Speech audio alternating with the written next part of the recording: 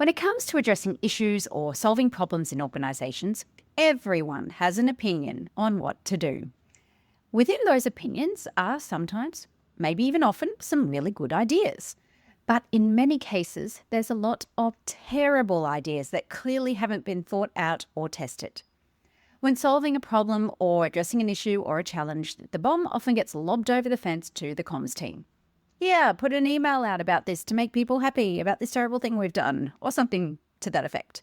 And we all know it doesn't work that way. Now, while comms alone won't solve everything, we can help shape the response by being the gatekeepers.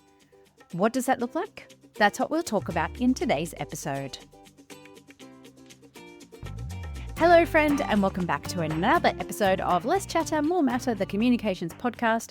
I'm your host, Mel Loy, and I'm recording today's episode on the lands of the Yuggera and Turrbal people here in Brisbane, also known as Meanjin.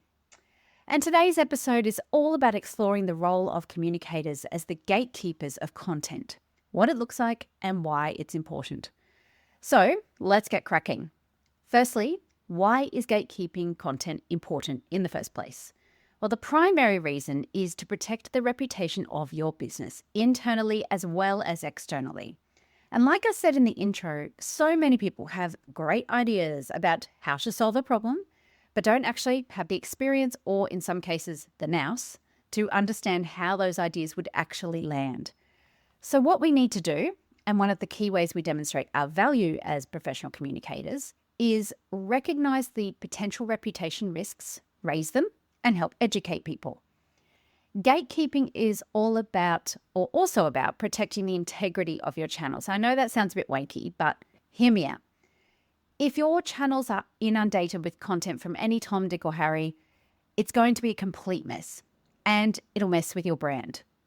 Having your brand show up consistently through every touch point a person has with your business is key to building trust in that brand. It's also key to delivering what your audience needs, not what people think in your business think they should hear about.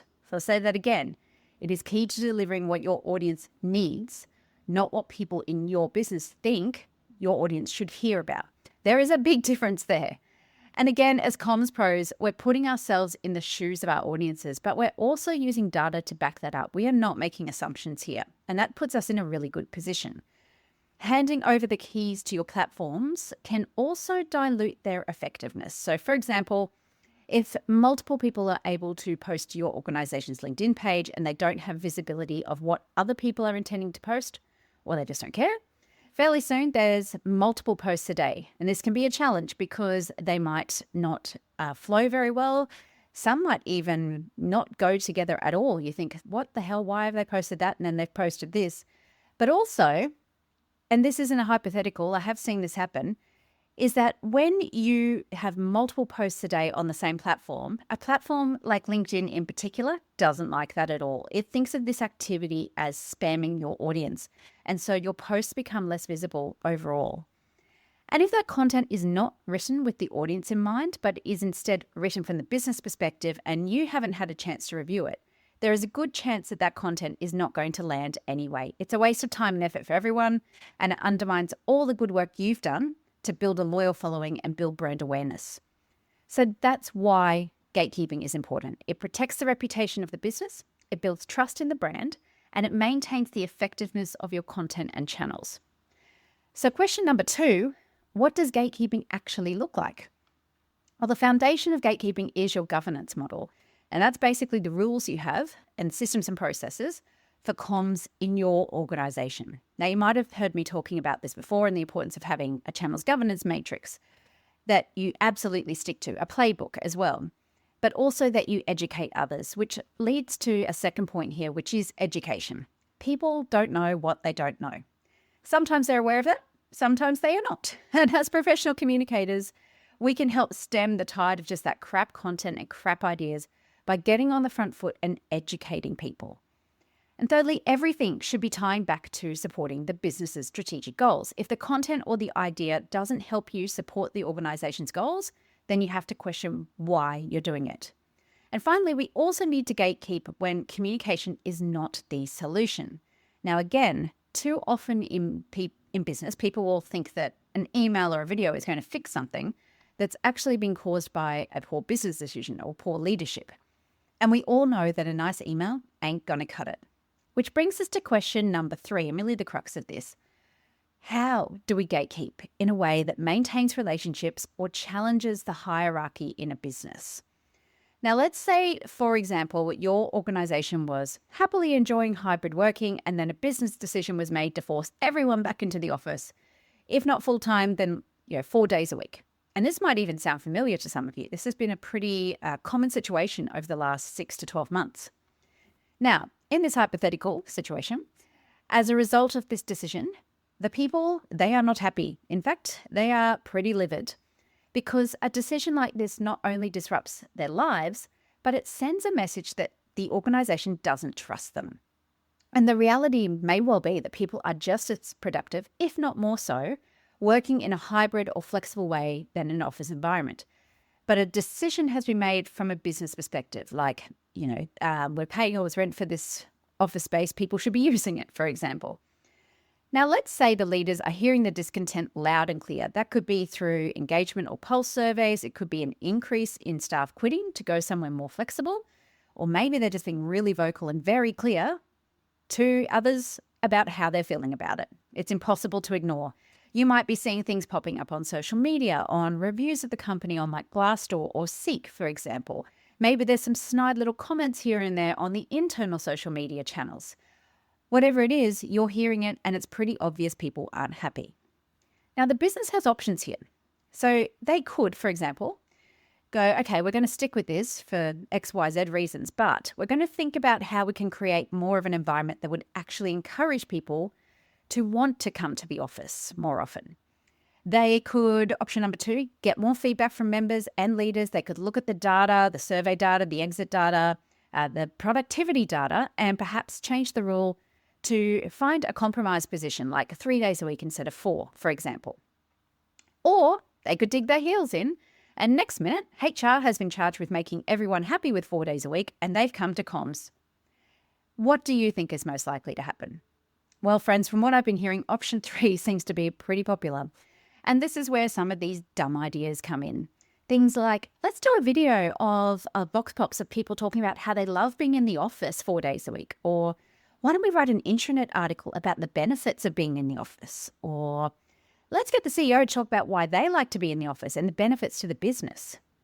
Let's break those down. Firstly, doing a video of the 1 or 2 people who like being in the office and who don't represent the majority is not going to fly. People will see through that pretty quickly.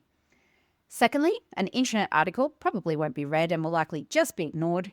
Even if somebody does read it, they won't care or they will realize it for what it is, which is a piece of fluffy spin. And thirdly, if the CEO gets up and talks about being in the office and the benefits to the business, it's just going to come across as being out of touch and create more of this us versus them mentality between leadership and team members. So as a professional communicator, you're in this position, you need to step in and you need to gatekeep these ideas. How do you manage this? Well, I've got a few ideas for you. The first one is avoid going for a definitive no, like just shutting down the idea. As much as we would like to, instead think of it more like we could do that, or we could think about this, or have you thought about this?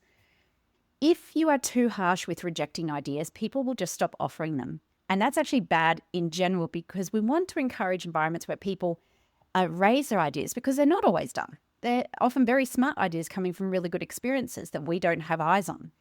So avoid the definitive no and use a what about this instead, or we could but.